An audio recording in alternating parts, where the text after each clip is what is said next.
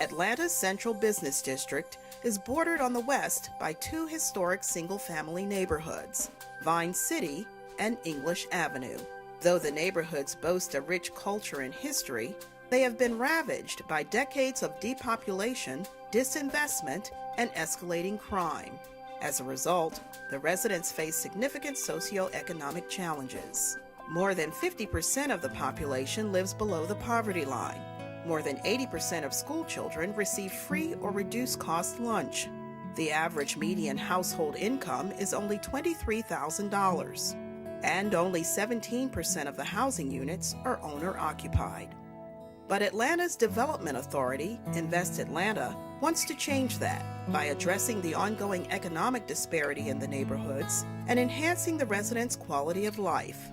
So Invest Atlanta initiated the Westside TAD Neighborhood Strategic Implementation Plan to create a vision for these neighborhoods which will guide redevelopment and the expenditure of the Westside TAD funds. Invest Atlanta engaged APD Urban Planning and Management and its sub-consultants to provide comprehensive, strategic, and implementation planning services for the communities of Vine City and English Avenue.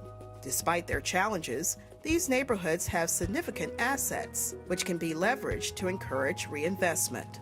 The communities are adjacent to two MARTA stations and close to the Atlanta University Center, which holds 4 historically black colleges, Phillips Arena, the Georgia Dome, the Georgia World Congress Center, and downtown Atlanta.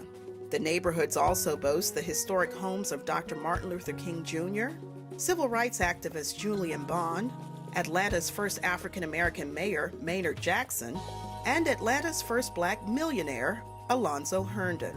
The Westside TAD Neighborhood Strategic Implementation Plan builds on years of previous planning efforts and community involvement.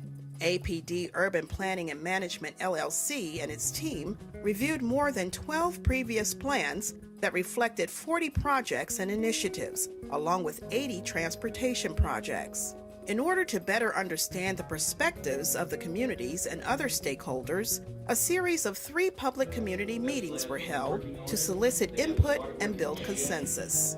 The meetings were attended by residents, civic leaders, developers, business owners, and other key supporters. Information was also made available online at www.westsidetad.com.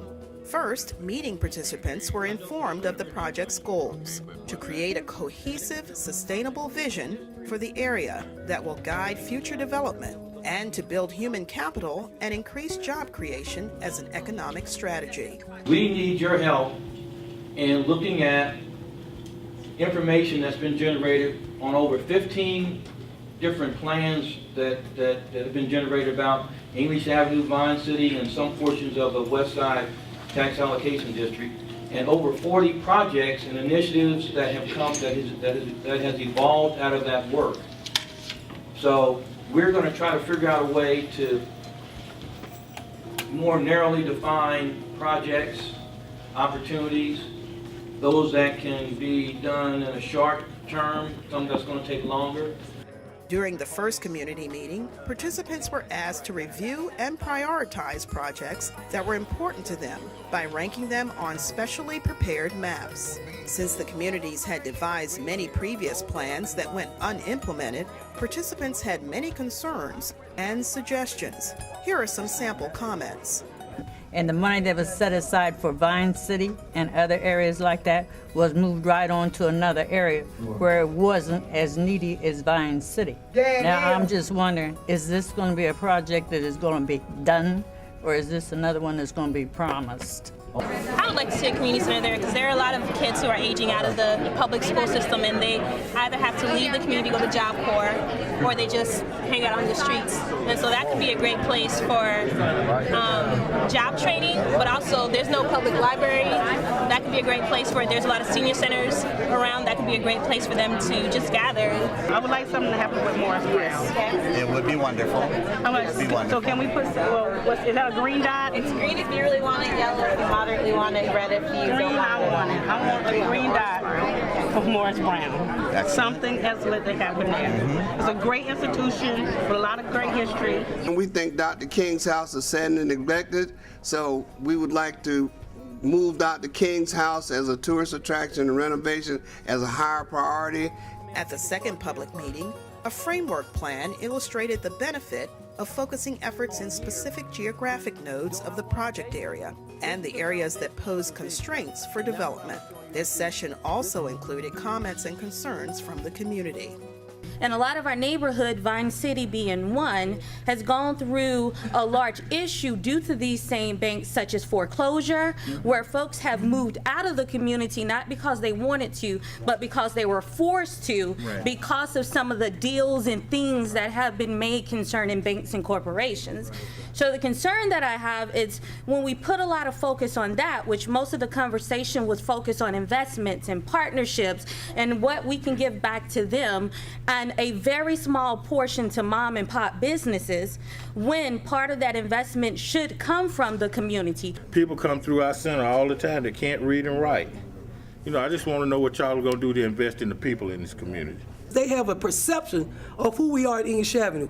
Uneducated, not able to govern yourself, crime infested, but who we are working class people who are concerned about our children, our safety, and we want to prosper as well. The third community meeting entailed a presentation on the recommendations and priority project areas, after which residents provided considerable feedback. The community is very concerned about the impact of gentrification, especially on our seniors. We are a resource. I mean, anything that you need in terms of helping plan or helping implement, the Atlanta University Centers are very interested in making sure that happens.